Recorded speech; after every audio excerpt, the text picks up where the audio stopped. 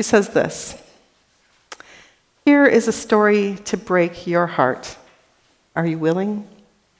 This winter, the loons came to our harbor and died one by one of nothing we could see.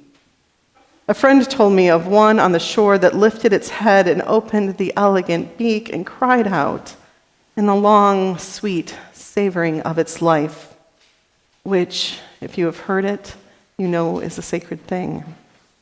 And for which, if you have not heard it, you had better hurry to where they still sing. And believe me, tell no one just where that is." The next morning, this loon, speckled and iridescent, with a plan to fly home to some hidden lake, was dead on the shore. I tell you this to break your heart. I believe that life breaks our hearts over and over and over again. Sometimes our faith breaks our hearts. Sometimes our relationships break our hearts. But for me, so much of the work, so much of life that is heartbreaking is the bigger issues of our society that we, as Unitarian Universalists, are so often in struggle against. The work of saving the environment in a country where so much of our population doesn't believe that climate change is real or that humanity has anything to do with the causes of it or that humanity can do anything to change it. The overall Trump agenda, which has so much to do with sending home immigrants to countries that in many cases they have never even known, immigrants who have worked in this country and built lives here and raised children here and who have contributed to this society for decades. The work of the world that breaks my heart apart is the world in which we see one more and one more shooting of African Americans in ways that are incomprehensible, largely because our society sees them as threats before we can even judge a situation. The work breaks me apart in the ways our LGBT community is still treated as outsiders among us, and particularly our transgender siblings who are more at risk of violence and death than ever before. Transgender deaths still on the rise. Last year, one of the deadliest years for the transgender community. 4 people dead this year already, sometimes at the hands of someone they knew, sometimes in stranger crimes, hate crimes. The work of the world that breaks my heart apart is the transporting of the dreamers who have known this country their whole lives. And most recently, the violence we see again and again, from Columbine to Virginia Tech to Sandy Hook to now in Parkland, Florida. Mary Oliver says, "I tell you this to break your heart, by which I mean only that it break open and never close again to the rest of the world."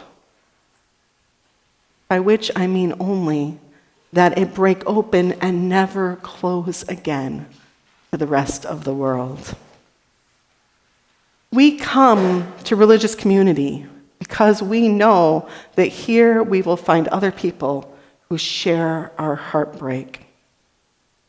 We come because, as it says on our yard sign out front, we believe that Black Lives Matter, that no human is illegal, that love is love, that women's rights are human rights, that science is real, that water is life.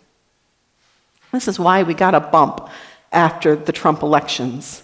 After his election, the majority of the country, well, not the actual majority, but a lot of Americans were happy about the results of that election. But we got to rise not because of celebration. We got to rise because people knew that if they were feeling heartbreak, this was a place that they could come to experience that in community with others of like minds. And not everybody here agrees, and there is space here for disagreement too. But yet they knew that this was a place where they would find other people like them. It's why we got a bump last week, I think, but also because Marion Schroyer was speaking, but partly because perhaps people knew when they felt that heartbreak after yet another mass shooting, they wanted to come and be in religious community. They wanted to have people around them who were also grieving and who felt the same anger and frustration and pain that we had experienced this sort of tragedy once again in our world. But we come here not just to find community, not just because here we find sanctuary, here we find wholeness and peace and love and a surrounding of people who we can care about and who we know care about the same things as we do. We come here because we know that too, here we will find the resilience and the comrades to face the world again with perseverance, to persist, to resist. We come here because this is the church of the suffrage movement, of Susan B. Anthony and Lucy Stone and Olympia Brown, who fought for decades until the first of them had died and kept on fighting for women to be able to vote. We come here because this is the church of abolition, the church where we fought with our member Frederick Douglass against slavery, with the likes of abolitionist preachers like Theodore Parker and Samuel Joseph May and William Ellery Channing, preaching from their pulpits the message of abolition, of the time to end slavery. It's said that Theodore Parker kept a gun in his pulpit, sometimes ready to shoot anyone who would come into his sanctuary and try to take slaves away back to the land of slavery. I don't do that. But I respect it. We are a church that fought for LGBT rights from Stonewall to marriage equality, and in our community, we are a church that fought for 20 years for this non-discrimination ordinance that was finally passed last year. We are a church that is fighting now for the earth and for all its creatures, and we will not stop. We will not stop, and we will persevere. We will persist. We are fighting for water rights and dedicating it to our year to it in some ways. We're fighting in Flint and in Detroit and around the world for access to water and for keeping our water fresh and clear. And we will not stop. We will persevere. We will persist. We are fighting now against the Trump agenda. We are fighting for women's rights and for immigrant rights, for Black lives, for transgender rights. And we will not stop. We will not stop until the violence has ended. We are fighting now for gun reform, something that started in our movement with Knoxville. And it was in Knoxville after the church shooting in the Unitarian Church there that we created our movement Standing on the Side of Love, which now I finally got my t-shirt that now it's Side with Love, having realized that standing was not something all of us are doing. I'm also sitting right now as I wear my set. If I was wearing Standing with the Side of Love, it'd be ironic, but now it's not. Isn't that wonderful? That's why I'm sitting today. We will not stop. This is where we gather in religious community because of the heartbreak we feel, to build community, but also so that that community will call us back into the world. We sing this every week. It's one of the things I love is this closing song that we sing every week. Go now and live your religion. Its truth reflect in all you do. Go, may love's presence ever guide you. Live the good life the whole day through. What it does not say is, stay here and live your religion right here. and keep your faith on Sundays in this space and forget it for the rest of your lives. It doesn't say that. We don't sing that. We never will. Instead, we sing these words every Sunday that call us back into the world to face the heartbreak again, knowing one thing, that we are not alone. As we go back into the world every week to face these heartbreaks and to keep persisting in the fights that are sometimes 20 years, sometimes a lifetime, sometimes more, we know that we are not alone. We have each and every member of this community with us in this engagement. We have other Unitarian Universalists across our state, from those in Ann Arbor and Kalamazoo and Lansing and Detroit and Traverse City and the UP. We have our region of Unitarian Universalists. We have Chicago and Louisville and Dayton and Milwaukee and Kansas City and Minneapolis. We have the country from Boston to San Francisco, from Alaska and down to Parkland, Florida area, where the former minister of this church, Susan Smith, is now one of the closest ministers to that community.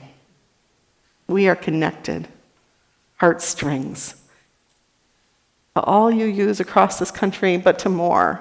We're connected to other religious liberals, the United Church of Christ, from whom we share common congregational historical roots, to Reform Judaism, where we share so many things in common and are going to be working to build bridges with them. Our worship committee has been talking about doing a pulpit exchange with the Jewish synagogue in Jackson that is as old as we are here and has been fighting in this community just as long, and yet we have yet to fully explore the potential of the depth of that partnership.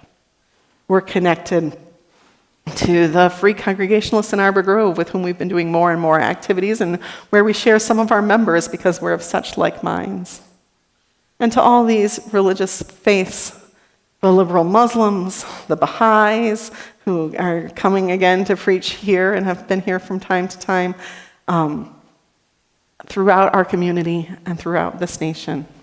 And to other people of like minds who are non-religious as well, who stand with us and march with us, and whom we, as Unitarian Universalists, who incorporate both theists and Christians and atheists, we can be this bridge between the religious communities and the non-religious communities as we do the work of justice in this world. So more important than anything is this: we are not alone as we do this work that we are called out into the world to do. So yes, the violence that happened once again triggered me like ever before. It broke my heart open. But I see so much hope right now in the faces of the young people who are leading us. I believe for the first time that the tide is changing.